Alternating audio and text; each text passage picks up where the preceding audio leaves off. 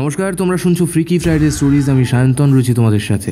আমাদের চ্যানেলে সমস্ত গল্প শুনতে এক্ষুনি সাবস্ক্রাইব করো আমাদের ইউটিউব চ্যানেলে। বেল আইকনে ক্লিক করতে ভুলো না সমস্ত গল্পের আপডেট এবং নোটিফিকেশান সবার আগে পাওয়ার জন্য। আজ তোমরা শুনবে সুলেখক শাশ্বত দাসের কলম থেকে একটি ভয়ের গল্প, বাতাসে রক্তের গন্ধ। আজকের গল্প পাঠ ও গল্পের সূত্রধারে রয়েছে আমি সায়ন্তন। শুনতে থাকো ফ্রিকি ফ্রাইডে স্টোরিজের আজের বিশেষ নিবেদন, সুলেখক শাশ্বত দাসের কলম থেকে বাতাসে রক্তের গন্ধ।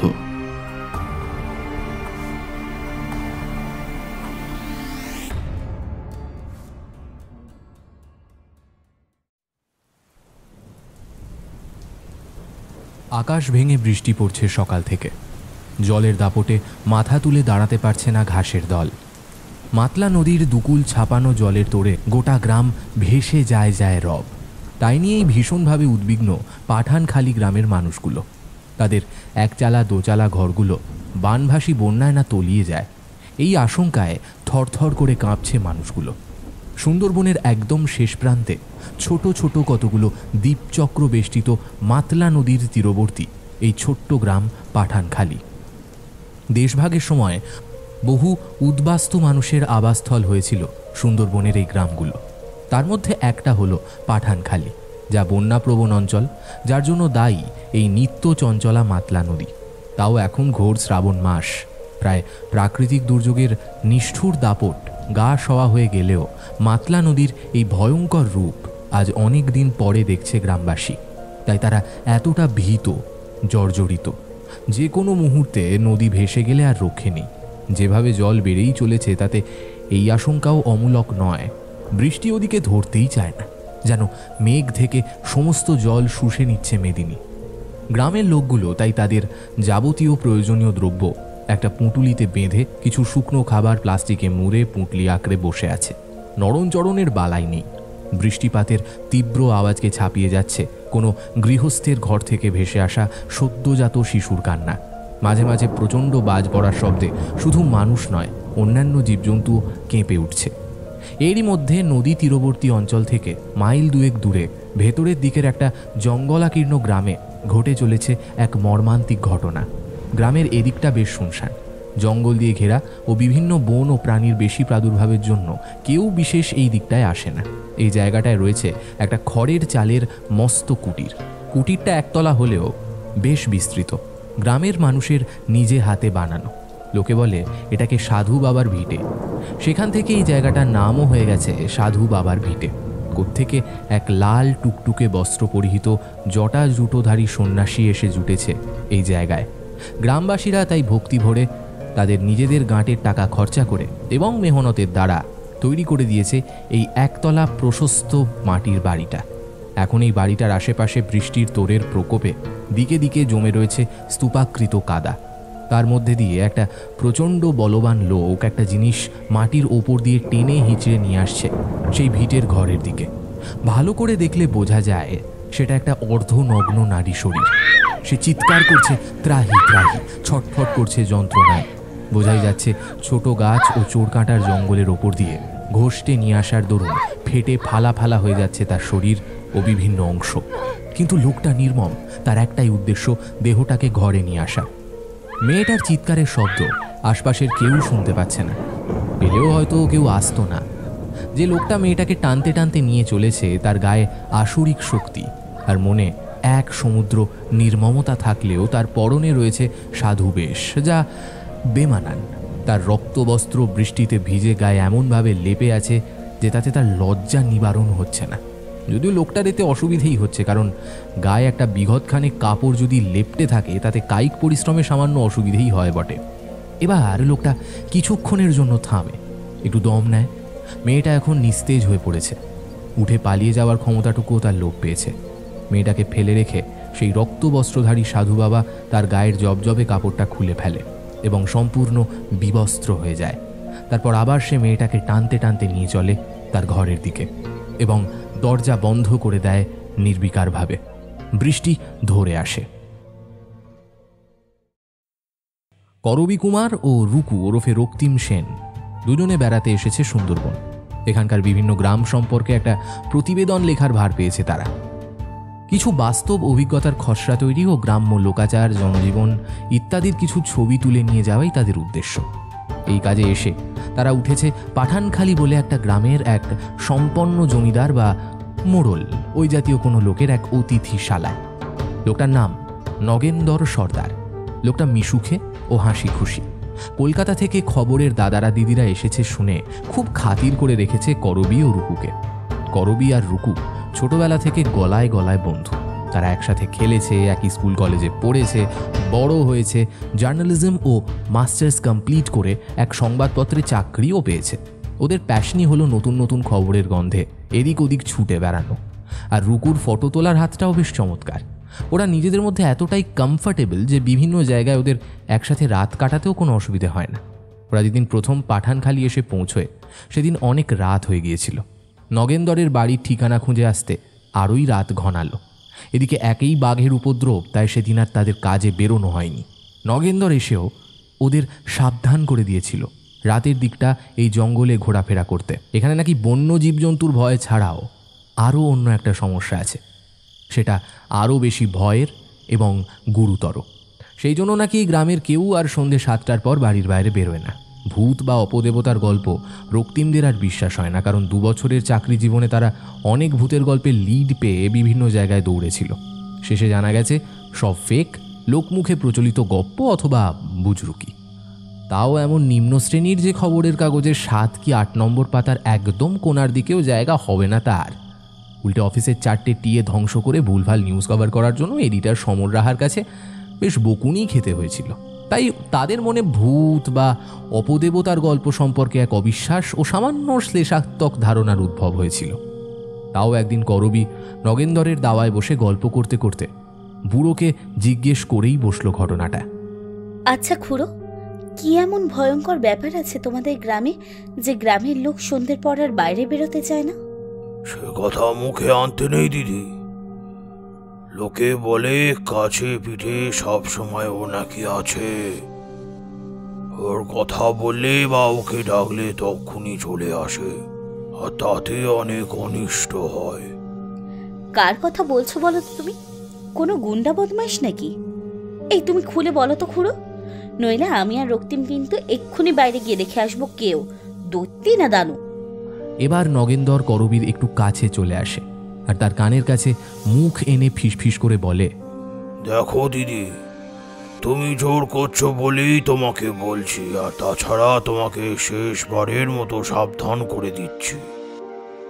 কোনোদিনও রাতে বেরোনোর নাম করনি এখানে।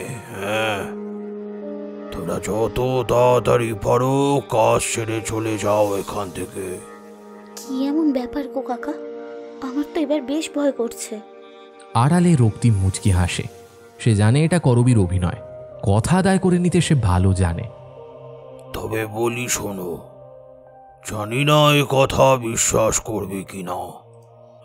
আজ থেকে বছর 15 আগে গ্রামে এক সাধু বাবা এসে উঠেছিল। আমাদের ঘর থেকে বেরিয়ে বাম হাতে গেলে যে জোড়া তাল গাছ পাবে, সেই তাল গাছটা পেরোলেই শুরু হয় একটা পাতলা জঙ্গল, যেটা আবার কিছু কিছু জায়গায় বেশ ঘন।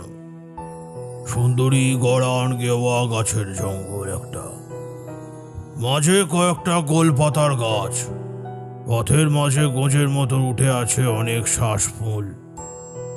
সেই জঙ্গলে ঠিক মাঝখানে এক গোল পাতার ছায়ায় এসে ওঠে লাল রঙের কাপড় পরা এক সাধু। তার মুখে পুরো গোপ দাড়ি, দেখে বোঝাই যায় অনেক দিনের না কামানো সেসব। মুখে মেছে তার দাগ ভর্তি এবং ময়লার আস্তরণ জমে তার গায়ের রং হয়ে উঠেছে তামাটে। লিকলিকে রোগা শরীর, সামনে সবসময় ধুনি জ্বলছে আর চোখে মুখে ফুটে বেরোচ্ছে সর্বদা এক ক্রোধের আগুন, যেন তাকালেই সবাইকে ভস্ম করে দেবে। সে কদিন সেখানে থেকে দুবেলা জম্পেশ করে সাধনা করতে থাকে। আস্তে আস্তে তার কাছে ভক্তি পিপাসুর ভক্তগণের আনাগোনা শুরু হতে থাকে। ওর ভক্ত সংখ্যা এমনভাবে বাড়তে থাকে যে লোকজন চাঁদা তুলে ওর একটা আশ্রম মতো বানিয়ে দেয়। কেউ না কেউ পালা করে দুবেলা খাবার পরিবেশন করে আসে। এইভাবে বেশ চলে যাচ্ছিল সাধু বাবার জীবন। কিন্তু কে এই সাধু বাবা কেউ জানতো না, কেউ জানতেও চায়নি কোনোদিন তার কি উদ্দেশ্য। লোকজন তার কাছে বিভিন্ন সমস্যা নিয়ে আসতো। সাধু বাবা খুব মন দিয়ে শুনতো সব কিছু, তারপর হাতের ইশারায় তাদের চলে যেতে বলতো। মাঝে মাঝে দু একটা বাক্য বলতো, ব্যাস, এর থেকে আর বেশি কিছু না।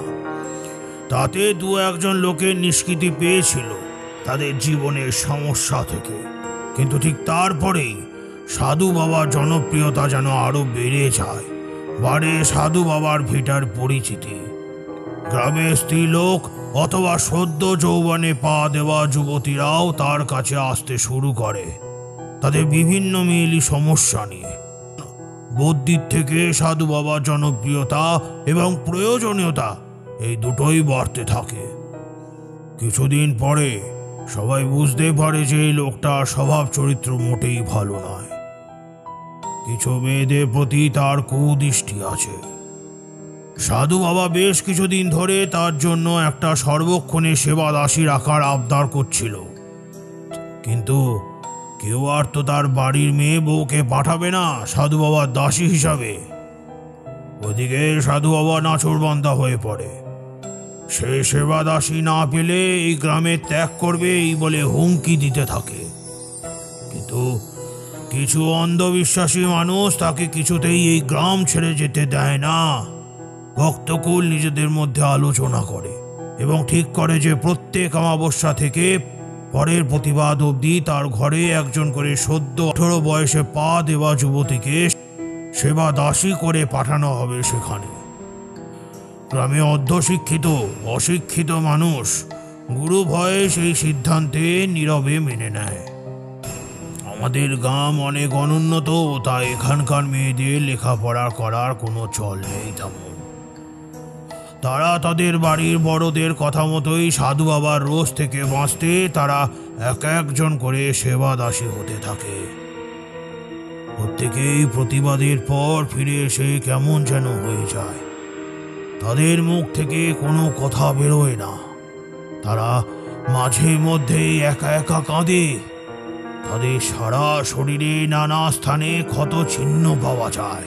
বোঝা যায় সাধু বাবা সেবা দাসী হবার অভিজ্ঞতা খুব একটা সুখকর নয়, বরং তা প্রচণ্ড কষ্টের।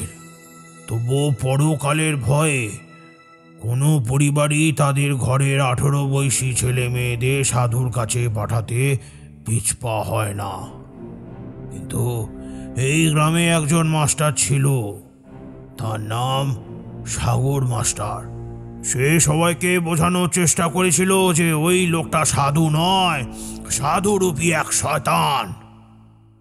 সাধন ভজন ওর উদ্দেশ্য নয়, বরং গ্রামের অল্প বয়সী মেয়েদের সেবা দাসী বানিয়ে তাকে ধর্ষণ করা ও নানা কারণে যৌন নির্যাতন করাই তার উদ্দেশ্য। কিন্তু গ্রামের লোক এইসব কথা শুনে তার উপর আরো চড়াও হতে থাকে।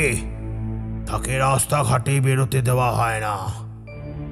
যেমন ভাবে পারে তাকে মারধর করে বিরক্ত করতে থাকে। কিন্তু সাগর মাস্টার তার অভিযান থামায়নি। গ্রামের সরকারি স্কুলে পড়ালেও তার উদ্দেশ্য ছিল গ্রামের লোকদের সার্বিক উন্নতি সাধন করতে। সে যেমন ভাবে পারে গোপনে গ্রামের মা বোনদের বোঝাতে থাকে সাধু বাবার অত্যাচারের কথা। এই সাগর মাস্টারের এক মেয়ে ছিল, তার নাম ছিল কুসুম। সেও পড়াশোনায় অনেক ভালো ছিল। তার মা ছিল না। মাস্টার আর তার মেয়ে একসাথে থাকতো। মেয়েটাও তার বন্ধুদের বোঝাতো নিজের মতন করে যে কতটা শয়তান এই সাধু বাবা। কিন্তু সেও গ্রামের লোকদের বিরাগ ভঞ্জন হয়। তার সম্বন্ধে পাড়ার লোকজন কুকথা প্রচার করতে থাকে। কিন্তু কুসুম খুব ভালো মেয়ে ছিল। তার চরিত্রে কেউ এক ফোঁটা দাগ দিতে পারেনি। কুসুম দেখতেও সুন্দরী ছিল। সেও সদ্য 18 বছরে পা দিয়েছিল।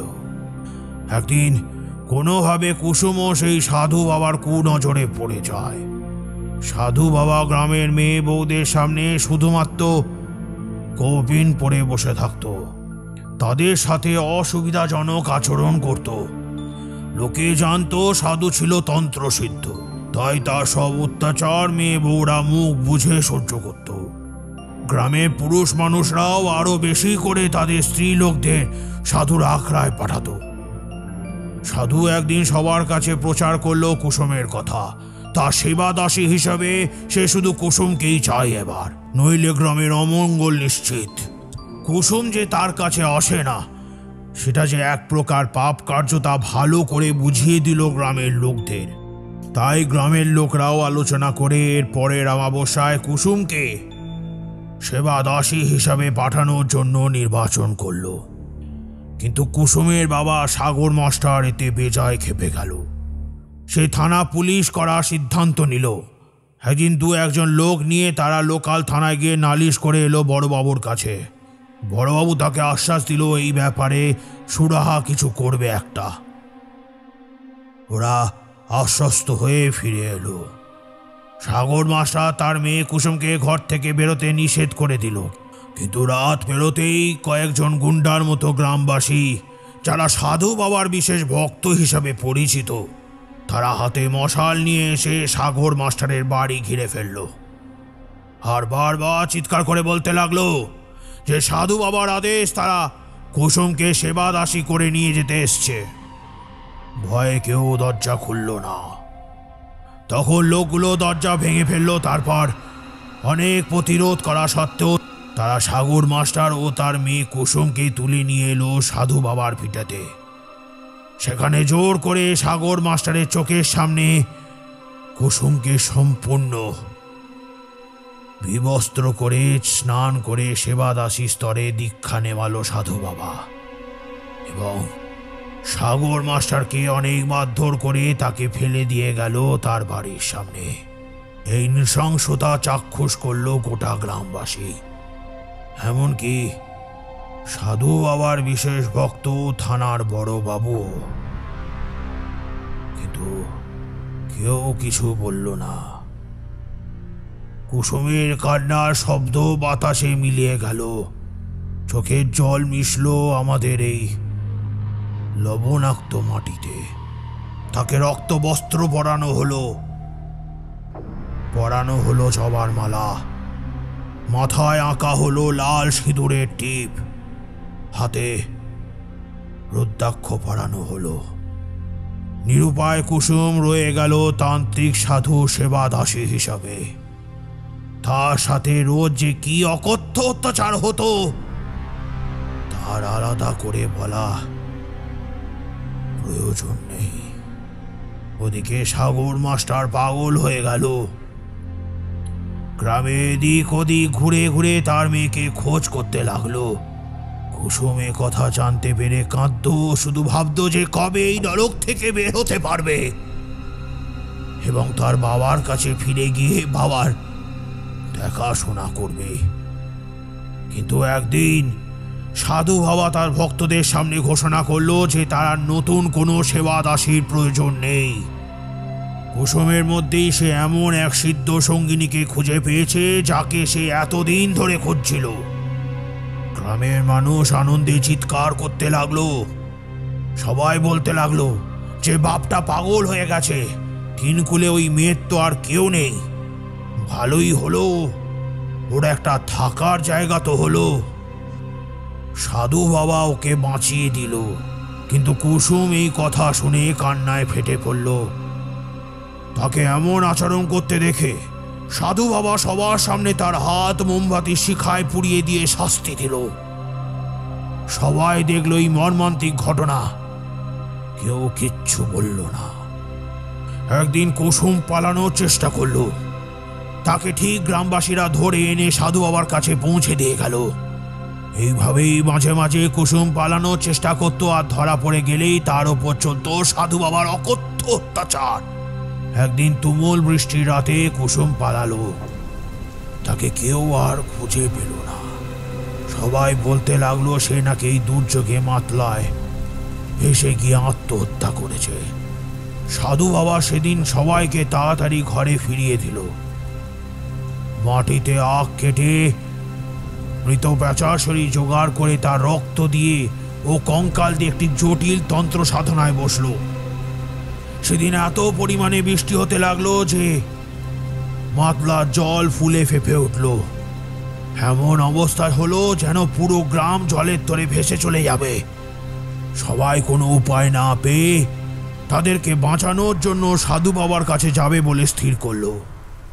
কিন্তু বৃষ্টির দমকে কেউ ঘর থেকে বেরোতে পারল না সেই রাত্রে। ইতিমধ্যে কুসুমের হারিয়ে যাবার প্রসঙ্গটা সবাই ভুলে গেল। রাত কাটতে না কাটতেই প্রকৃতির রোষ শান্ত হলো। মাতলা নদীর জল অনেকটা বেড়ে গেলেও নদীর জল গ্রামের দুকুল ছাপিয়ে গেল না। গ্রামের লোকরা সেই যাত্রায় বেঁচে গেল। পরের দিন সবাই সাধু বাবার ভিটায় গিয়ে দেখল এক মর্মান্তিক ঘটনা। সাধু বাবা বেপাত্তা, বমাল সমেত সে উধাও। এমনকি তার খাবারের থালা, বাসন, সাধনা সরঞ্জাম কোথাও কিচ্ছু নেই। শুধু ঘরের মাঝখানে মেঝের ওপর পড়ে কুসুমের রক্তাক্ত দেহ। তার মুখের ভেতর থেকে কেউ যেন তার প্রত্যেকটা দাঁত টেনে খুলে নিয়েছে। রক্তে ভেসে যাচ্ছে চারদিক। এই ভয়ানক দৃশ্য দেখে কেউ কেউ জ্ঞান হারালো, কেউ কেউ কাঁদতে লাগলো। গ্রামবাসীরাই তারপর ওর লাশটাকে স্থানীয় শ্মশানে পুড়িয়ে দিল। কেউ আর তারপর থেকে সাধু বাবার ভিটার দিকে এগোতে পারল না। পড়ে থাকলো সেইভাবে ওই ঘরগুলো। কিন্তু কিছুদিন পর গ্রামে ঘটতে থাকলো এক একটা আশ্চর্য ঘটনা, বা বলা ভালো আশ্চর্যজনক মৃত্যু ঘটনা। রাতের বেলা কেউ যদি সাধু বাবার ভিটের আশেপাশে দিয়ে যাওয়া আসা করত, তো পরের দিন তার মৃতদেহ সেখানে পাওয়া যেত। আর মৃত্যুগুলো যেমন হতো ভয়ানক, ভয়াবহ। যেমন প্রত্যেকটা দাঁত উপড়ে রাখা, অথবা শরীরের মাঝ বরাবর সোজাসুজিভাবে কাটা। এতটাই মর্মান্তিক, সেই সব মৃত মানুষের লাশ সৎকার করতে এসেও লোকে বমি করে ফেলত। একদিন খবর পাওয়া গেল যে গ্রামের একমাত্র থানার বড়বাবুও মরেছে। তার বাড়ি বানানোর কাজে তদারক করতে গিয়েছিল লোকটা। অসাবধানে বিম বেয়ে আসা লোহার রডে গেঁথে গিয়ে মৃত্যু হয়েছে তার। তখনকার গ্রামের মোড়ল বিনয়, ও মরল একদিন রক্ত বমি করে, অথচ কোনো অসুখ ছিল না।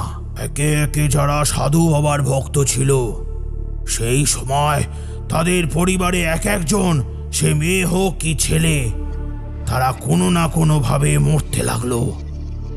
ততষ্ট হয়ে থাকলো প্রত্যেকে। সবাই বুঝলো যে এই কাজ কুসুমে অতৃপ্ত আত্মা করেছে। অনেক ওঝা ওঝি ডাকা হলো, কিন্তু যেই আসতো ভূত ছাড়াতে, দুদিন বাদে খবর আসতো তারাই মরেছে।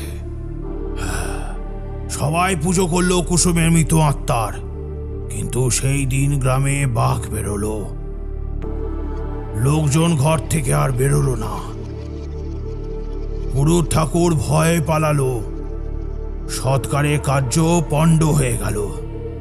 কুসুমের মৃত আত্মা আরো অনেকে প্রাণ নিতে থাকলো এই নৃশংসভাবে।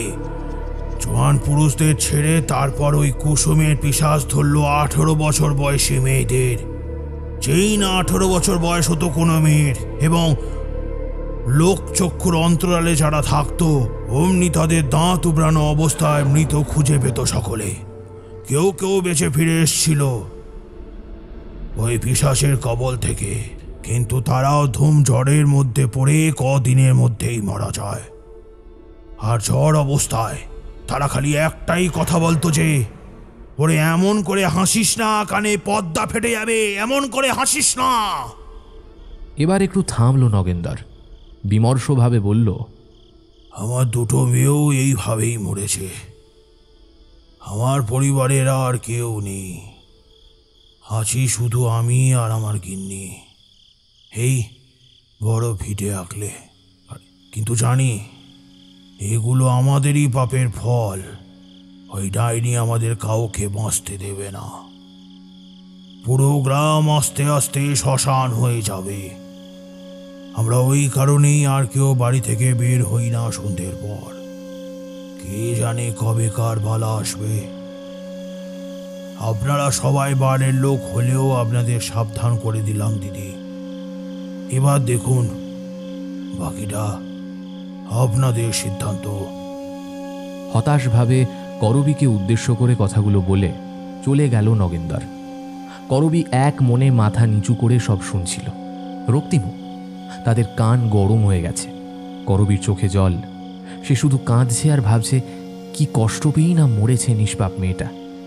অশিক্ষা ও কুশিক্ষা মানুষকে কোন স্তরে নিয়ে যায় যে তার ফল হয় এতগুলো প্রাণের অকারণ বলি। রক্তিম বুঝতে পারে এতগুলো নৃশংসতার কথা শুনে দৃঢ় মানসিকতার সাংবাদিক করবীর মানসিক স্বাস্থ্য বিপর্যস্ত হয়ে পড়েছে। সে করবীর কাছে এসে তাকে নিজের দুবাহুতে আলিঙ্গন করে। তারপর রাতে কিছু খাবে না বলে তাকে নিয়ে ঘরের ভেতর চলে যায়। ঘরে ঢুকতে ঢুকতে রক্তিম দেখে তাদের দিকে কেমন অদ্ভুতভাবে তাকিয়ে আছে নগেন্দর। নগেন্দরের এই দৃষ্টিটা ভালো লাগলো না রক্তিমের।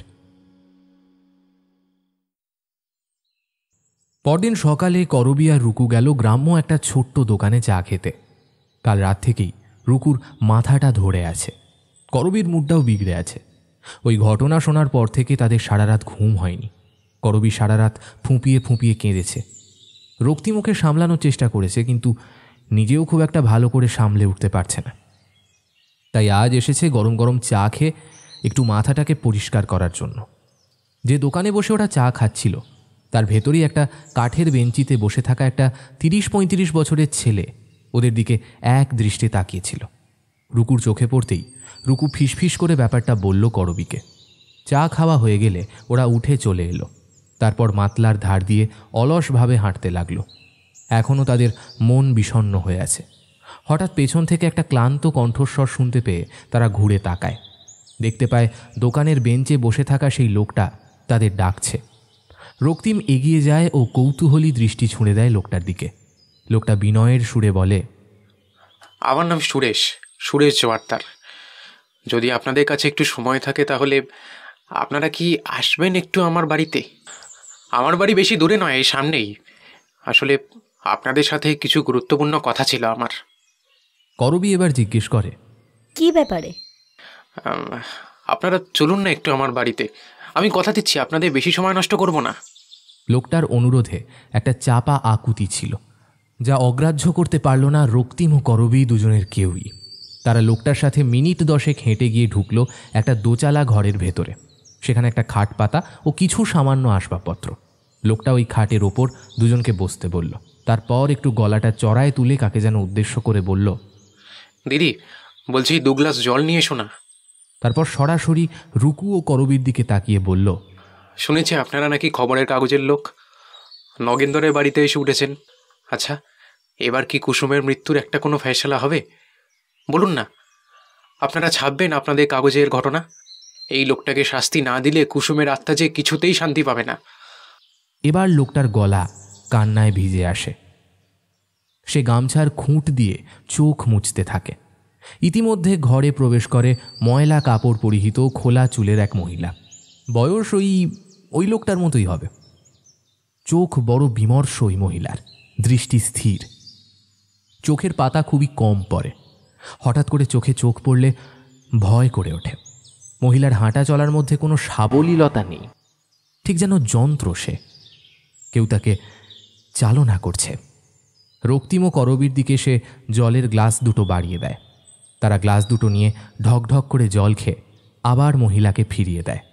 মহিলা গ্লাস দুটো নিয়ে যেমন এসেছিল ঠিক সেইভাবে বেরিয়ে যেতে চাইলে লোকটা, যার নাম সুরেশ, সে ওর হাত চেপে ধরে, বলে, দেখ দিদি, এরা কলকাতা থেকে এসেছে, কাগজে সাংবাদিক।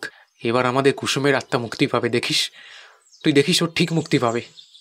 এই শুনে ওই মহিলার চোখের মণি দুটো যেন কয়েক মুহূর্তের জন্য ধক করে জ্বলে ওঠে। তারপর সে সুরেশের মুষ্টি থেকে নিজের হাতটা ছাড়িয়ে নিয়ে যে পথে এসেছিল আবার সেই পথে ঘরের ভেতরে, হয়তো রান্নাঘরের দিকে চলে যায়। এবার সুরেশ রুকুদের বলে, ও হলো আমার দিদি রিপা। জন্ম থেকেই ওর পোড়া কপাল। এখন দেখছেন তো কেমন হয়ে গেছে। একটাও কথা সরে না মুখে। আগে কত কথা বলে সারা বাড়ি মাতিয়ে রাখতো জানেন। আপনারা এর একটা বিচার দেন বাবুরা, এর একটা বিচার দেন। এই বলে সে আবার গামছার খুঁটে চোখ মুছতে থাকে। তাকে থামিয়ে এবার করবী আস্তে আস্তে কেটে কেটে বলে, তখন থেকে তুমি কিছু একটা আমাদের বোঝাতে চাইছো, কিন্তু খুলে কিছুই বলছো না। দেখো সুরেশ, আমরা এই গ্রামে এসে কদিন রয়েছি, ওই সুন্দরবন ও তার আশেপাশের গ্রামগুলোর লোকাচার সম্বন্ধে খবর জানতে, কারোর কোনো বিচার করতে নয়। এবার তুমি যদি আমাদের বুঝিয়ে বলো কিসের বিচারের কথা তুমি বলছো, তাহলে আমরা সেই মতন ব্যবস্থা নিয়ে দেখতে পারি। সুরেশ চোখ মুখ মুছে ওদের দিকে তাকিয়ে বলে, সে কি, আপনারা কুসুমের ব্যাপারে কিছু জানেন না? তাহলে নগেন্দরের বাড়িতে উঠেছেন কেন? নগেন্দরের সাথে কুসুমের কি সম্পর্ক তা করবী ও রক্তিম বুঝতে পারে না। রক্তিম সুরেশকে উদ্দেশ্য করে বলে, দেখো সুরেশ, আমরা নগেন্দরের বাড়ি এসে উঠেছি কারণ অফিস থেকেই আমাদের এই গ্রামের ওই বাড়িটায় থাকার ব্যবস্থা করা হয়েছে। তার কুসুম সম্পর্কেও আমরা কিছু জানি না। নগেন্দর আমাদের সব বলেছে, কিন্তু তুমি কে আমরা সেটাই এখনো বুঝতে পারছি না। এবার সুরেশ চিৎকার করে বলে ওঠে, নগেন্দর আপনাদের বলেছে? ও বলবে কুসুমের ব্যাপারে? ওই তো সব থেকে বড় পাষণ্ড। ওর জন্যই তো আজকে আমাদের সকলের এই অবস্থা। ওর জন্যই আমাদের গ্রামটা শেষ হয়ে যাচ্ছে। কুসুমের আত্মা এখনো শান্তি পায়নি। ওর বেঁচে থাকা উচিত নয় বাবু। আপনারা ওকে এই গ্রাম থেকে ধরে নিয়ে যান, ওর ফাঁসির ব্যবস্থা করুন বাবু। কি বলছো সুরেশ? হ্যাঁ, একদম ঠিক বলছি বাবু। ও বাইরের লোকেদের এমনভাবে গল্প শোনায় যেন সাধু পুরুষ। আপনি আজ ফিরে ওকে জিজ্ঞেস করবেন তো, যখন গ্রামে ভণ্ড সাধু বাবা এসেছিল আর মেয়েগুলো সর্বনাশ করেছিল, তখনও কোথায় ছিল জানেন বাবু? আমরা 7টা মাস ওই হারামজাদা সাধুর অত্যাচার সহ্য করেছি। তার 1 সপ্তাহ আগে নগেন্দর বাড়ি থেকে পালায়। কেউ ওকে আর খুঁজে পাচ্ছিল না। সবাই বলতো ও নাকি দেনার দায়, পাওনাদারের ভয়ে বউ বাচ্চা রেখে কেটে পড়েছে। ঠিক যবে কুসুম মরল আর ওই বেটা সাধু পালালো, তার কয়েকদিন পরেই নগেন্দর বাড়ি ফিরল আর সবাইকে বলল যে সে স্বপ্ন পেয়েছে, তীর্থ করতে গিয়েছিল। এবার আপনারাই বলুন তো, কে করতে পারে এই কাজ? আমি অনেকবার দেখেছি ওকে উঠোনে কালো কয়লা দিয়ে আঁকিবুকি কেটে কিসব করতে। ও মোড়লের নামে তান্ত্রিকও। অনেক মেয়ের দিকে ওর কুনজর ছিল। সাধু সেজে এসে তাই ওর গায়ের জ্বালা মিটিয়েছে। বাচ্চা মেয়েগুলো সর্বনাশ করেছিল। আমার দিদিদেরও বাদ দেয়নি বাবু, আমার দিদিদেরও বাদ দেয়নি।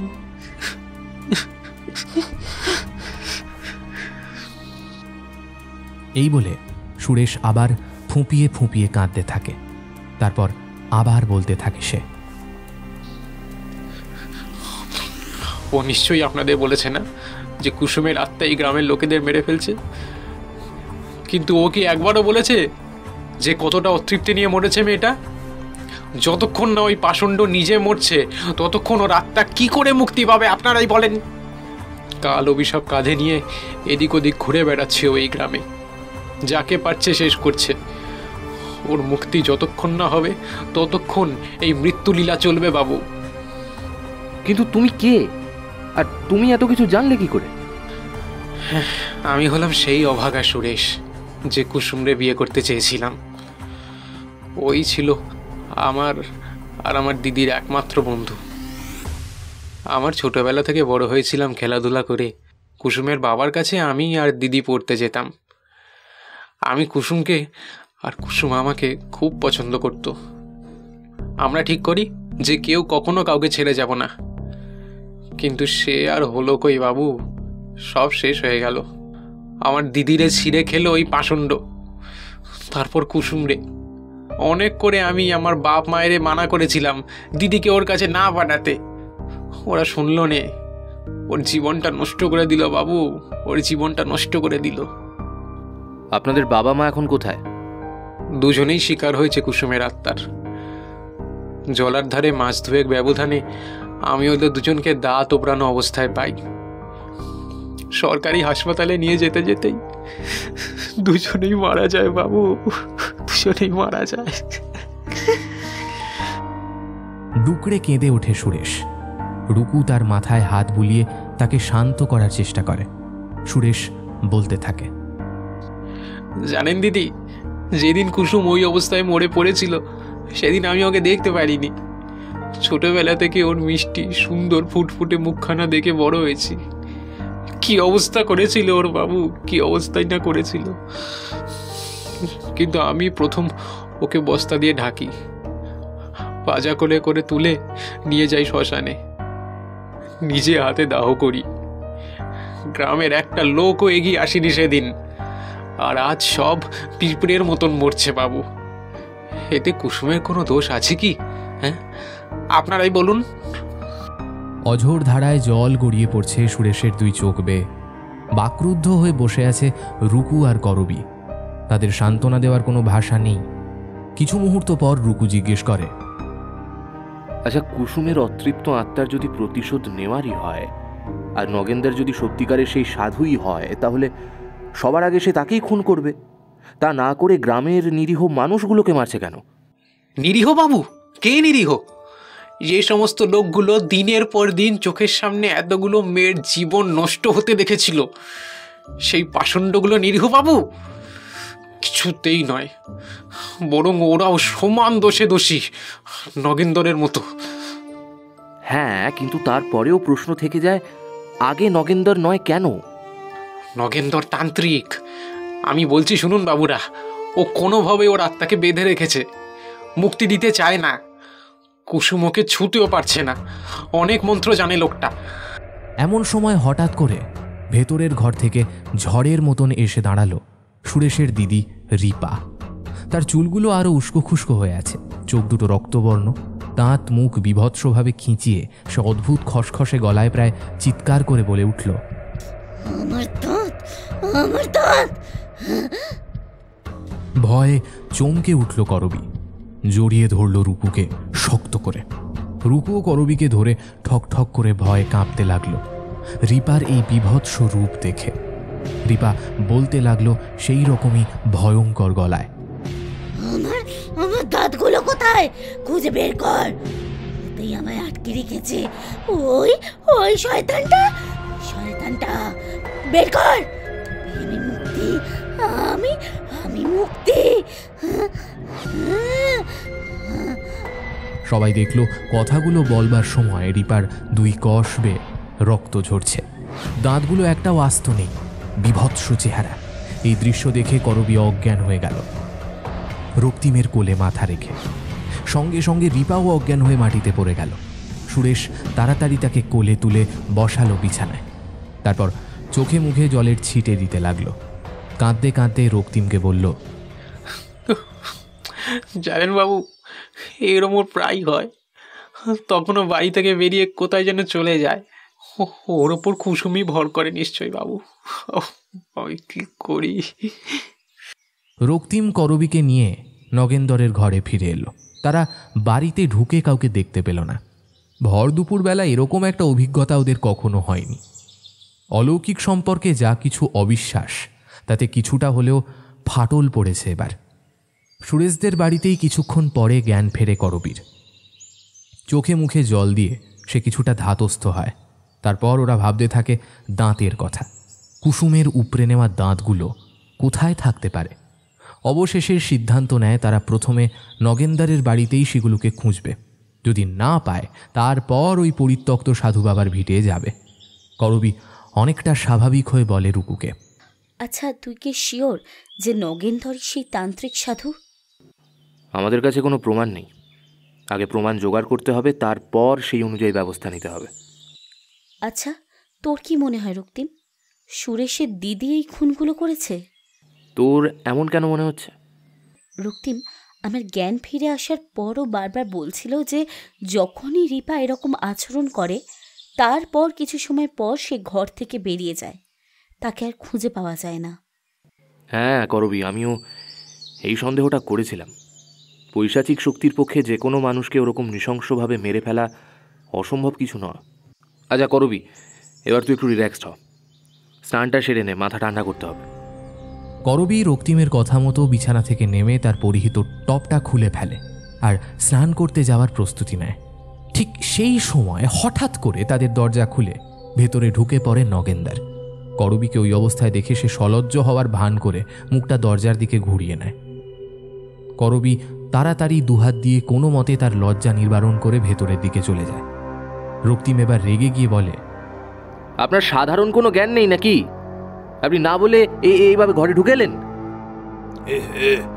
একদম ভুল হয়ে গেছে দাদাবাবু, আমি বুঝতে পারিনি। আসলে বউটা অনেকক্ষণ ধরে ভাত বেড়ে আপনাদের জন্য বসে আছে, তো তাই খেতে ডাকতে এলো। এরপর আর কিছু বলা যায় না। রক্তিম বলে, আচ্ছা আপনি যান, আমরা স্নান সেরে খেতে যাচ্ছি, যান। একটু তাড়াতাড়ি আসবেন, নইলে ভাত যে জুড়িয়ে যাবে। কেমন যেন একটা নোংরা ভঙ্গিতে ভেতরের দিকে তাকিয়ে করবীকে দেখার চেষ্টা করে কথাগুলো বলে লোকটা। তারপর বেরিয়ে যায় ঘর থেকে। করবী এবার চিৎকার করে বলে, লোকটা একটা লম্পট। সুরেশরা ঠিকই বলেছে, একে উচিত শিক্ষা দিতে হবে। রক্তিম খুবই শান্ত গলায় বলে, মাথা ঠান্ডা কর করবী, এখন আমাদের মাথা ঠান্ডা রেখে এগোতে হবে। কোনো মতেই যেন লোকটা সন্দেহ না করে আমরা ওর ব্যাপারে কিছু জানতে পেরেছি। যদি কোনোভাবে জানতে পারে তাহলে আমরা এই বাড়িতে আর থাকার জায়গা পাবো না, আর এখানে না থাকতে পারলে দাঁতগুলো খুঁজে পাওয়াও মুশকিল হবে। তোর কি মনে হয় ও কিচ্ছু জানতে পারেনি? আমার দৃঢ় বিশ্বাস যে ও আড়ি পেতে সবকিছুই শুনেছে। লোকটা অতি বদ ও ধুরন্ধর। শুনে থাকলেও এখন তো আমাদের বাড়ি ছেড়ে দিতে বলেনি, বা সেরকম ভাবে অপমানজনক কিছু বলেওনি। তুই স্নানটা সেরে নে, চল খেতে বসি, ওখানেই ওর সাথে কথা বলা যাবে। তবে এখানে আর থাকাটা আমি কিন্তু নিরাপদ বলে মনে করছি না রক্তিম। রক্তিম করবীকে কাছে টেনে নেয়। তারপর তার ঠোঁটে সুগভীর চুম্বন করে, পরম আদরে আলিঙ্গন করে তাকে বলে, যে ঘটনা কুসুমের সঙ্গে ঘটেছে সব কিছু শোনার পর তার বদলা না নিয়ে আর দোষীকে শাস্তি না দিয়ে আমরা এখান থেকে কোথাও যাচ্ছি না। কুসুম, রিপা, সুরেশ, গ্রামের এত মৃত মানুষদের বাড়ির লোকের চোখের জল, এসব কিছুর জন্য একটু রিস্ক আমাদের নিতেই হবে। করবী মন দিয়ে শোনে রক্তিমের কথা, বুঝতে পারে সব কিছু। সে রক্তিমকে খুব ভালো করে চেনে। ভূত হোক বা মানুষ, অন্যায় দেখলে পিছুপা হওয়ার ছেলে সে নয়। এবার দেখার এই জল আর কত দূর গড়ায়। রক্তিমের বুকে মাথা রেখে করবী সামান্য হলেও আশ্বস্ত বোধ করে। মিনিট 15 পর খেতে আসে রক্তিমরা। তারা লক্ষ্য করে দেখেছে নগেনদারের বউ খুব যত্ন করে তাদের পরিবেশন করে খাওয়ায়। খাবার পরিবেশনে তাদের কোনো কার্পণ্য নেই।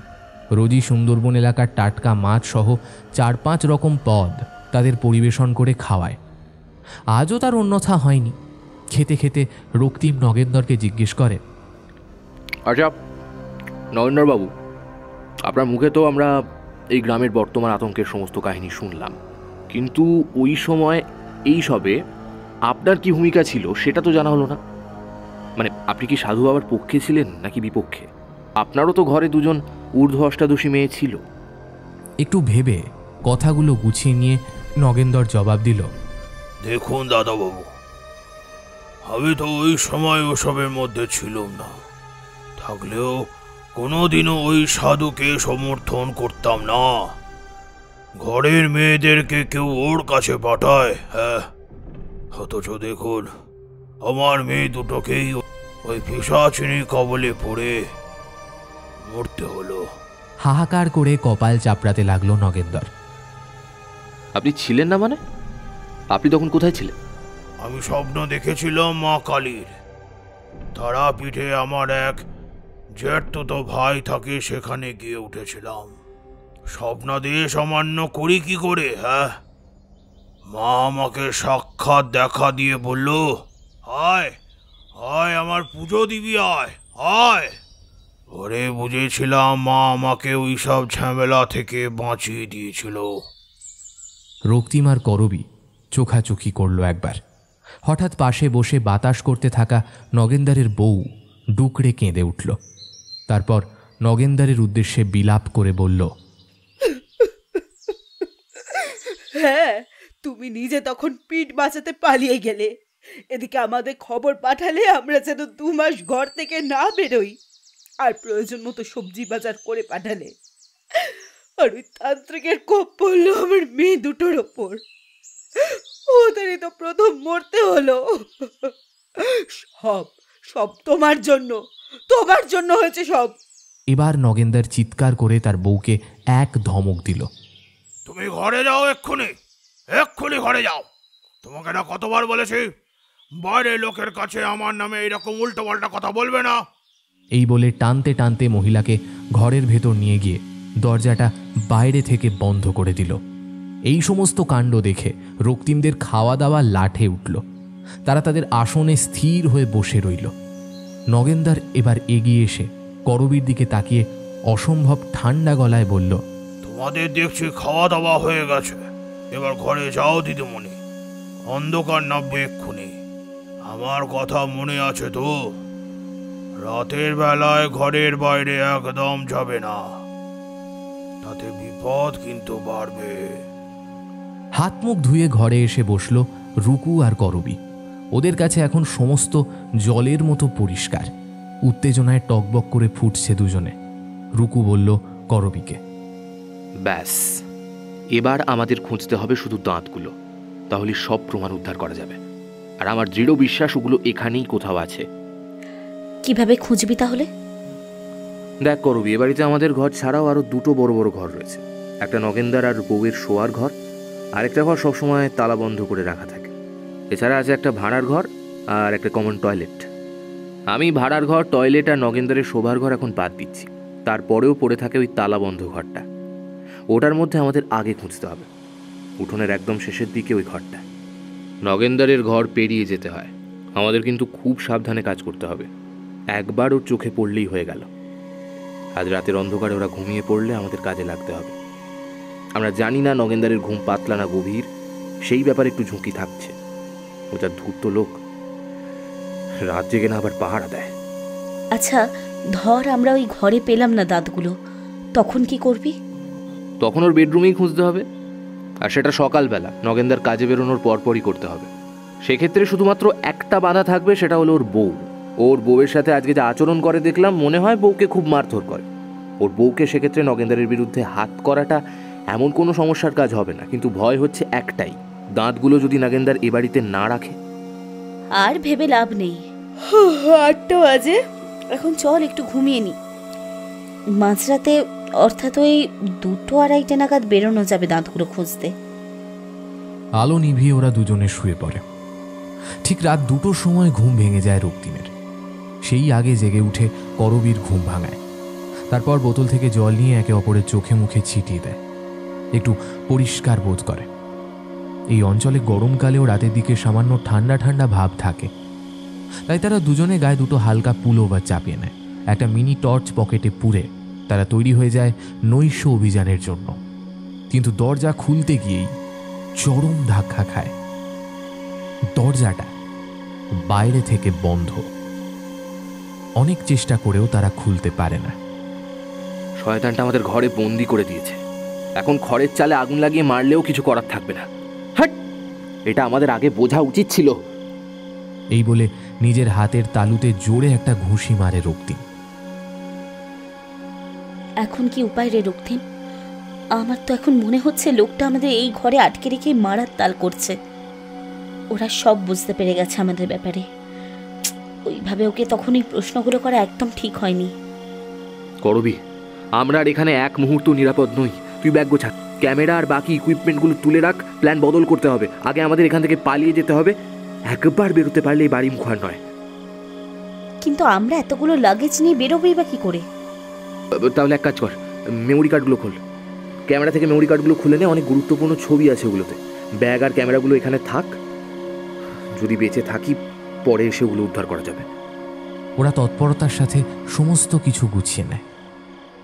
এখন কথা হলো অন্য রাস্তা বের করা ঘর থেকে বেরোনোর। রক্তিম টর্চ জেলে এদিক ওদিক দেখতে থাকে। হঠাৎ করবি বলে ওঠে, এই রক্তিম, এদিকে দেখ, আমার মাথায় একটা বুদ্ধি এসেছে। বাথরুমে একটা বেশ উঁচু চৌবাচ্চা রয়েছে, আর ওই দিকে খড়ের চালের নিচ দিয়ে সামান্য চাঁদের আলো এসে ঢুকছে ঘরে। করবি এবার সব আলো নিভিয়ে দেয় ঘরের। রক্তিম লক্ষ্য করে ক্ষীণ হলেও একটা আলোর রেখা প্রবেশ করছে ঘরের ভেতর। চল, খড়ের চালা, আশা করি তোর খুব একটা বেগ পেতে হবে না ওটাকে সরাতে। আর একটা কথা, চাল দিয়ে আমাদের নিচের দিকে 7-8 ফুট মতো লাফাতে হবে। এই ঘরটা বেশি উঁচু নয়, যখন লাফিয়ে নামবি তখন চাল থেকে কিছুটা খড় খুলে নিয়ে পায়ের জুতোর তলায় বেঁধে লাফ দিবি, তাহলে শব্দ অনেক কম হবে। ওরা পরিকল্পনা মতন বাথরুমে ঢুকে চৌবাচ্চার ওপর দাঁড়ায়। সহজেই চালার ফাঁকা জায়গাটা অবধি হাত পেয়ে যায় রুকু। সে সর্বশক্তি দিয়ে টেনে হিঁচড়ে খড় সরিয়ে একজন মানুষ বেরোনোর মতন জায়গা করে ফেলে, আর সরানো খড় কিছুটা নামিয়ে পায়ে ছোট দড়ি দিয়ে বেঁধে প্যাডিং মতন করে নেয়, যাতে লাফানোর আওয়াজ কম হয়। তারপর প্রথমে করবি সেই ফাঁক দিয়ে বেরিয়ে আসে এবং পরে নামে রুকু। তারা নিচে নেমে প্রথমেই আগে একটু দম নিয়ে নেয়, তারপর পা থেকে খড়গুলো খুলে ফেলে। হঠাৎ করেই অনিশ্চিত মুক্তির স্বাদ পেয়ে খুব ভালো লাগে করবীর। সে জিতে যাওয়ার আনন্দে রক্তিমকে জড়িয়ে ধরে, কিন্তু পরক্ষণেই উপলব্ধি করে যে এখনই উদযাপনের সময় নয়। ওদের এখন প্রথম এবং প্রধান কাজ হলো কুসুমের উপড়ে নেওয়া দাঁতগুলো খুঁজে বের করা। তারা আশেপাশে ভালো করে দেখে নেয়, না, কেউ এখন ধারে কাছে নেই। গোটা গ্রাম নিঃশব্দে ঘুমিয়ে রয়েছে। রাতের এই মায়াবী নিস্তব্ধতায় অল্প হলেও ফাটল ধরিয়ে ওরা দুজন এগিয়ে চলে তালা বন্ধ ঘরটার দিকে। তারপর রক্তিম পকেট থেকে একটা ছোট নেল কাটার বের করে। তারপর সেই নেল কাটার নাইফটা দিয়ে অতি সন্তর্পণে এবং অসাধারণ হাতের কায়দায় বন্ধ তালাটা খুলে ফেলে। তারপর দরজা খুলে ভেতরে ঢুকতেই বিরক্তিকর ভ্যাপসা একটা গন্ধ নাকে আসে তাদের। তারা বুঝতে পারে যে বহুদিন যাবৎ এই ঘর তালা বন্ধ। তারা ছোট টর্চটা জেলে এদিক ওদিক দেখতে লাগে। গোটা ঘরটা ধুলো আর মাকড়সার জালে ভর্তি। চারিদিকে ছড়িয়ে ছিটিয়ে রাখা বিভিন্ন ছোট বড় তাক, একটা তাকে রাখা বিভিন্ন আকৃতির কঙ্কালের মাথা, তার মধ্যে কোনোটা আবার মোটা করে সিঁদুর ল্যাপা নরমুণ্ড, বাকিগুলো অন্যান্য ছোট বড় প্রাণীদের। করবি এবার রক্তিমের উদ্দেশ্যে ফিসফিস করে বলে, দেখ রুকু, সুরেশের ধারণাই তাহলে সত্যি। এই লোকটা একটা পিশাচিদ্ধ তান্ত্রিক না কি সব বলে না, সেই সবই। চারদিকে হোমকূপ, কঙ্কালের মাথা, সাদা কালো রং, জমাট বাঁধা ধুনো, মোটা মোটা মোমবাতি, ভগ্নাবশেষ আর তন্ত্রের বই। লোকটা যাই হোক ভীষণ ডেঞ্জারাস, কিন্তু এখন কথা হচ্ছে দাঁতগুলো কোথায়? আমার তো কিছুই চোখে পড়ছে না। নিজের মনেই কথাগুলো বলে চলে রক্তিম। তারা আধ ঘন্টা ধরে তন্ন তন্ন করে সারা ঘর খুঁজেও একটা দাঁতের চিহ্ন অবধি পায় না। করবি হতাশ হয়ে রুবুকে টেনে ঘরের মধ্যে এক কোণে চুপটি করে বসে পড়ে। দুজনে এরকমভাবে আরও 15 মিনিট কাটানোর পর রক্তিম এবার মুখ খোলে। এবার আমার দ্বিতীয় প্ল্যানটা ভালো করে শোন করবি। আমরা এই মুহূর্তে এই ঘরটা এমনভাবে সার্চ করব যাতে খুব জোরে জোরে শব্দ হয়, আওয়াজ যেন নগেন্দ্রের কান অবধি যায়। ও তাহলে নিশ্চয়ই উঠে আসবে। ও যেই এ ঘরে এসে ঢুকবে আমি তখন কোনোভাবে ঘর ছেড়ে পালাবো। তুই কিন্তু পালানোর চেষ্টা করবি না, বরং প্রচণ্ড অসহায়ত্বের ভান করবি। তোকে ছেড়ে দেওয়ার জন্য বারবার নগেন্দ্রের কাছে অনুরোধ করবি। আশা করি তোকে ফেলে রেখে নগেন্দ্র আমার পেছনে ধাওয়া করবে না। মোট কথা তুই ওকে যে কোনো প্রকারে ব্যস্ত রাখবি বেশ কিছুক্ষণ। নগেন্দ্র তার মধ্যে বেশি বাড়াবাড়ি করলে আমি না ফিরি যদি, তাহলে তোর পকেটে পেপার স্প্রে তো আছে, ওটা সদ্গতি করবি। গ্রামের বৃদ্ধ তান্ত্রিক নগেন্দ্র আশাও করবে না ওই জিনিসটা। যাই হোক, ওইটুকু সময় যদি নগেন্দ্রকে ব্যস্ত রাখা যায় তাহলে ওর শোবার ঘর থাকবে ফাঁকা। সেই সময় আমি ওর ঘরে ঢুকে ওর বউকে কোনোভাবে ম্যানেজ করে দাঁতগুলো খুঁজে বের করার চেষ্টা করব। পরিকল্পনা মতো ওরা উঠে দাঁড়ালো এবং এদিক ওদিক জিনিসপত্র ফেলে বেশ আওয়াজ করে সারা ঘরময় দাঁতগুলো খুঁজতে লাগলো। অবশেষে মাছ টোপ গিলল। কিছুক্ষণ পর ওই ঘরের ভেজানো দরজা সজোরে খুলে ঢুকে এলো নগেন্দর। তার গায়ে একটা কালো চাদর জড়ানো, হাতে একটা 2 সেলের টর্চ, একটা মোটা লাঠি। সে দরজা খুলে রুকু আর করবিকে দেখে খুব একটা অবাক হলো না, শুধু হাতের লাঠিটা নিয়ে ওদের অতর্কিতে আক্রমণ করতে গেল। সেই সুযোগে রক্তিম নগেন্দরকে এক ধাক্কা দিয়ে মাটিতে ফেলে ঘর থেকে দৌড়ে পালালো। নগেন্দর যতই মস্ত শয়তান হোক, সে বৃদ্ধ হয়েছে, এখন আর বেশি দৌড়ঝাঁপ সে করতে পারে না। সে রুকুর পেছনে দৌড়লই না, বরং করবির দিকে লোলুপ্ত ভঙ্গিতে এগিয়ে এলো। কি দিদিমণি, এত রাতে এখানে কি খুঁজতে এসছো? তোমাকে তো আমি বারবার করে বলেছিলাম না যে রাতে এখানে কেউ ঘরের বাইরে বেরোয় না? হ্যাঁ, সে কথা কি তোমার কানে ঢোকেনি? করবি ভয়ার্ত কণ্ঠে বলল, নগেন্দর, তুমি আসলে কে? তুমি কি চাও? কেন তুমি আমাদের দরজা আটকে রেখেছিলে? এত কথার উত্তর আমি দিই না দিদি ভাই।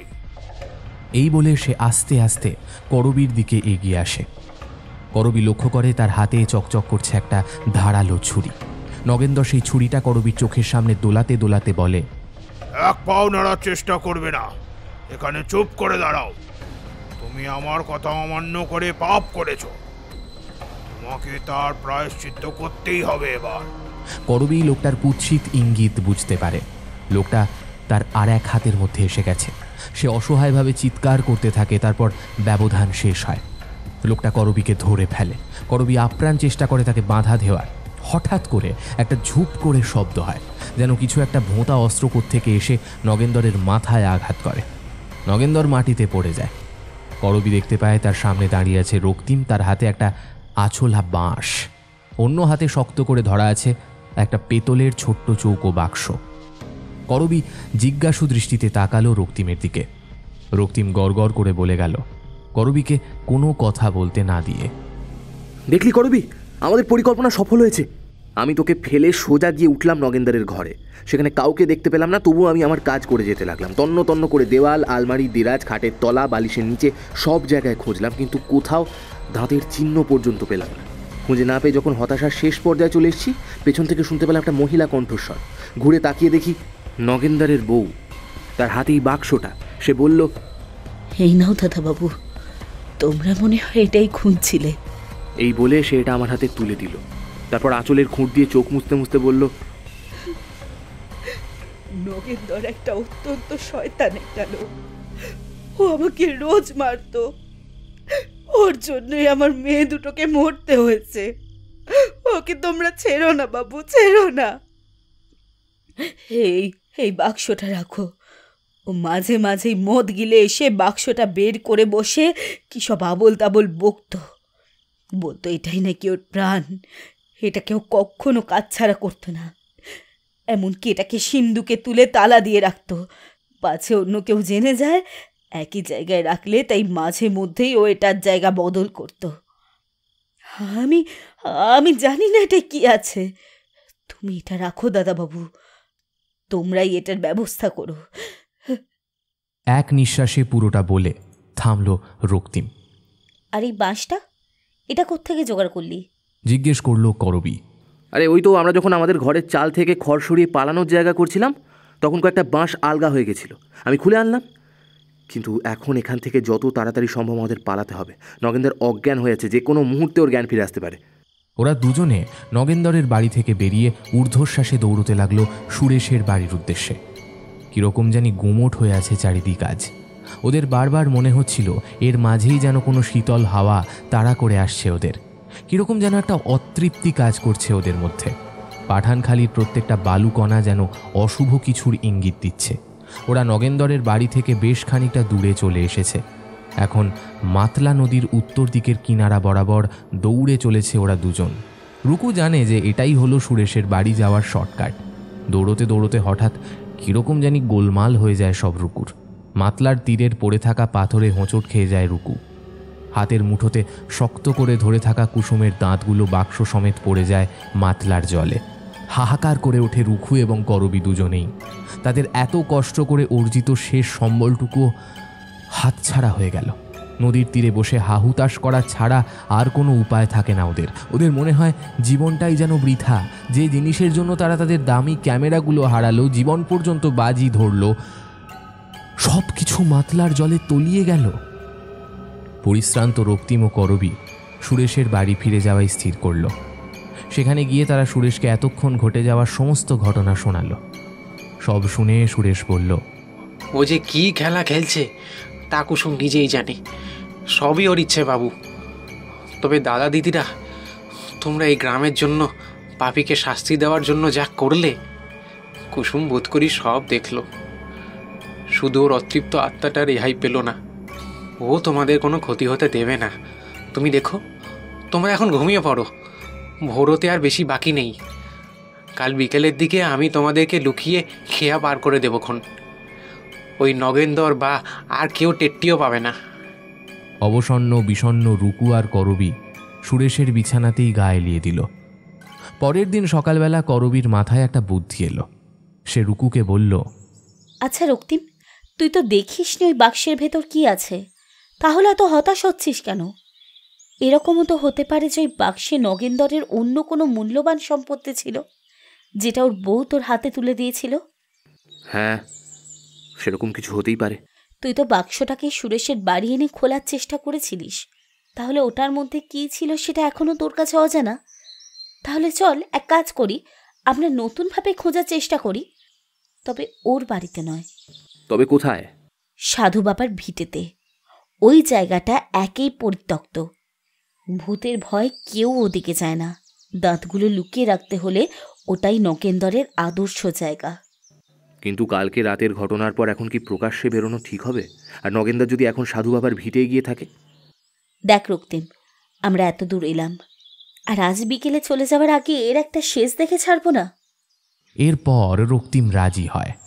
তারা সুরেশের কাছ থেকে বিদায় নিয়ে রওনা দেয় সাধু বাবার ভিটের দিকে। সাধু বাবার ভিটে যেখানে রয়েছে তা অত্যন্ত ঘন জঙ্গল দিয়ে ঘেরা। সে কথা বলা যায় না, জায়গাটার বিভিন্ন জায়গায় ছড়িয়ে ছিটিয়ে ঝোপঝাড় ঘন হয়ে রয়েছে।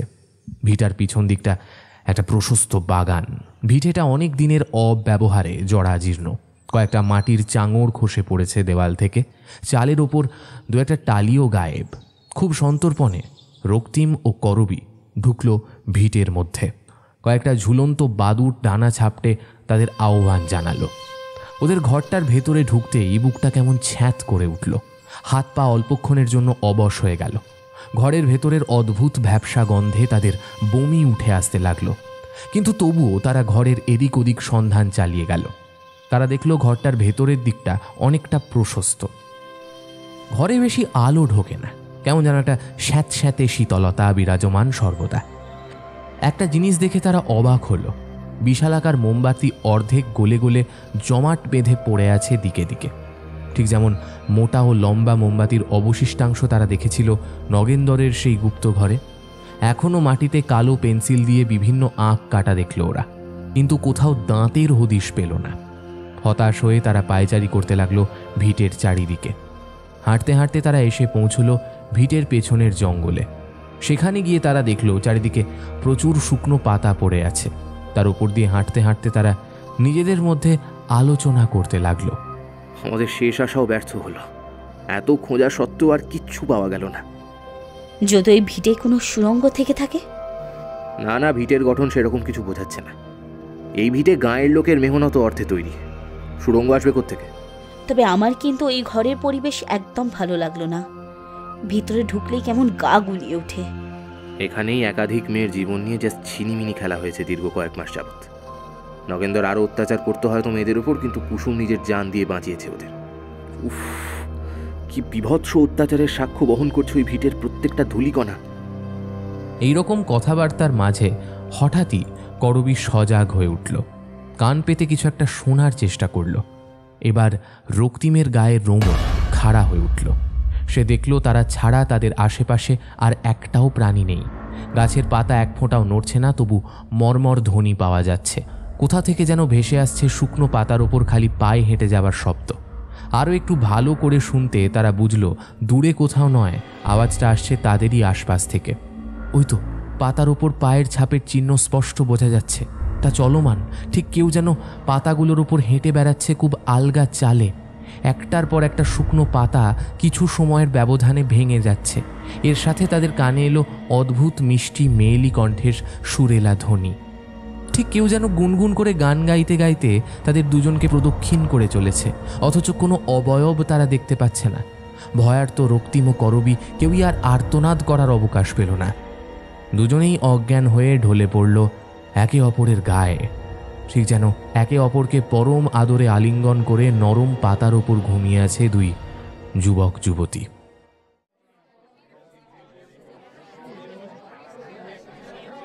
রক্তিম ও করবীর একসাথে হুঁশ ফিরল প্রচুর মানুষের কোলাহলের শব্দে।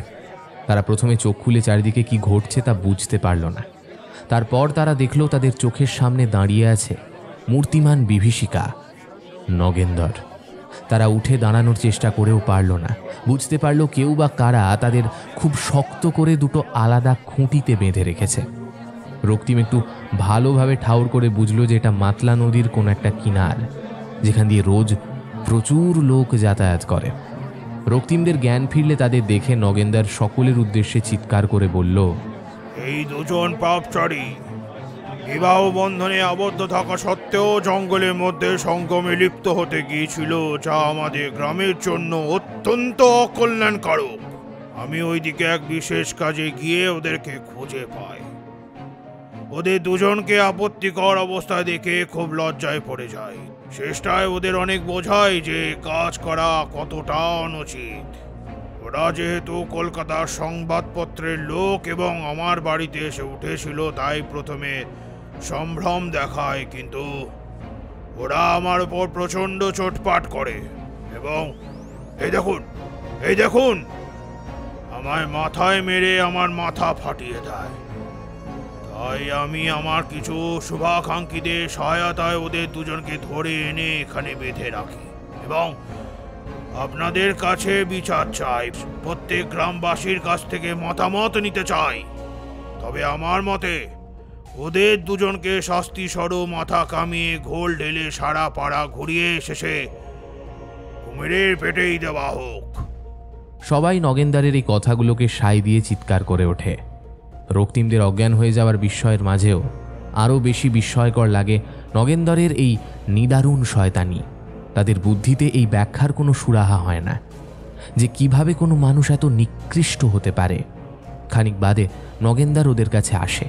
করবীর একদম মুখের কাছে মুখ এনে ফিস করে বলে, কুসুমের দাঁতগুলো কোথায় রেখেছিস এক্ষুনি বল, না হলে তোদের কপালে আজ অশেষ দুর্ভোগ আছে। রক্তিম আর করবী এবার বুঝতে পারে যে তারা ঠিক বাক্স নিয়ে বেরিয়েছিল, কিন্তু তার পরিণতি যে কি হয়েছে তার নগেনদারকে এখন শোনানোর কোনো ইচ্ছে তাদের নেই। এবার নগেনদার চিৎকার করে সকলের উদ্দেশ্যে বলে, এইবার ওদের শাস্তি পাওয়ার সময় উপস্থিত। আমি প্রথমে মেয়েটার মাথা সম্পূর্ণরূপে কামিয়ে আমাদের গ্রামের পক্ষ থেকে ওদের শাস্তি দান পর্ব শুরু করছে। এই বলে কোমর থেকে একটা খুর বের করে ফেলে শয়তান নগেনদার। তারপর এক পা করে করবীর দিকে এগিয়ে যেতে থাকে। অঝরে কাঁদতে থাকে করবী। কোনো শব্দ হয় না তার মুখ থেকে। রক্তিমের চিল চিৎকার, আশপাশের লোকজনের কোলাহল কোথায় হারিয়ে যায়। এমন সময় হঠাৎ করে নগেনদার থমকে যায়, আর এক পাও এগোনোর ক্ষমতা থাকে না তার। কাতর রক্তিম আধবোজা চোখে দেখতে পায় এক নিদারুণ দৃশ্য। নগেনদারের হাত পা আস্তে আস্তে বেঁকে যেতে থাকে, তারপর বেঁকে যায় পিঠের মাঝখান থেকে শিরদাঁড়া ফেটে বেরিয়ে আসে, চোখের মণি দুটো ঠিকরে বেরিয়ে আসে মাটিতে, আর তার সাথে চোখের কোটর দিয়ে বেরোয় গল গল করে রক্ত। নগেনদারের শরীরটা কয়েক মুহূর্তের মধ্যে একটা রক্তাক্ত মাংসের তালে পরিণত হয়। তীব্র যন্ত্রণায় গো গো করতে করতে সে মাটিতে পড়ে যায় আর ওঠে না। আকাশ পাতাল কাঁপিয়ে নেপথ্যে চিৎকার করে ওঠে একটা মেয়েলি কণ্ঠস্বর। সে চিৎকার করে বলতে থাকে, মুক্তি, মুক্তি, এইবার চিরমুক্তি।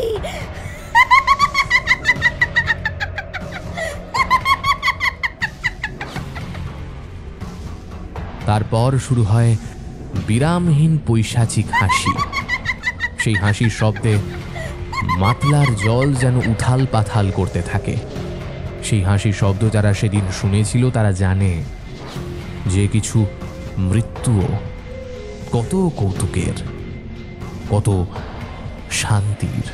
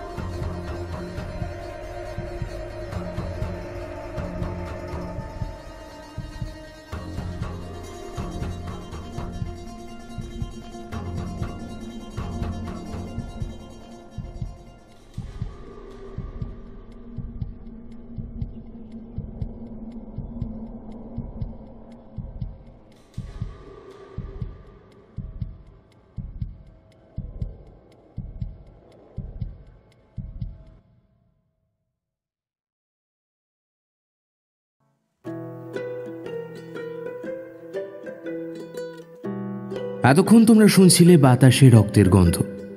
রচনা শাশ্বত দাস। গল্প পাঠ ও গল্পের সূত্রধার আমি সায়ন্তন। অন্যান্য চরিত্রে আমার সাথে ছিল তৃষা, ঋদ্ধি, নীল, আর্য। এই গল্পের নাট্যরূপ নির্মাণে ছিল উমা। শব্দ সংযোজন সুদেষ্ণা। আবহ সঙ্গীত ও স্পেশাল এফেক্টসে ছিল শঙ্খ। কেমন লাগলো আজকের গল্পটা? এই গল্পের প্রচ্ছদ নির্মাণ করেছে শুভদীপ ব্যানার্জি। কেমন লাগলো আজকের গল্পটা? যদি এই গল্পটা তোমাদের ভালো লাগে অবশ্যই ভিডিওটিকে একটি লাইক করে দিও, চ্যানেলটা সাবস্ক্রাইব করতে ভুলো না, বেল আইকনে ক্লিক করে দিও সমস্ত গল্পের আপডেট এবং নোটিফিকেশান সবার আগে পাওয়ার জন্য। আগামী পর্বে আবার তোমাদের সাথে দেখা হবে আরও একটা রোমাঞ্চকর গল্পের সাথে। সবাই ভালো থেকো, সুস্থ থেকো আর শুনতে থাকো ফ্রিকি ফ্রাইডে স্টোরিজ। আজকের মতো এখানেই শেষ করছি। নমস্কার, শুভরাত্রি।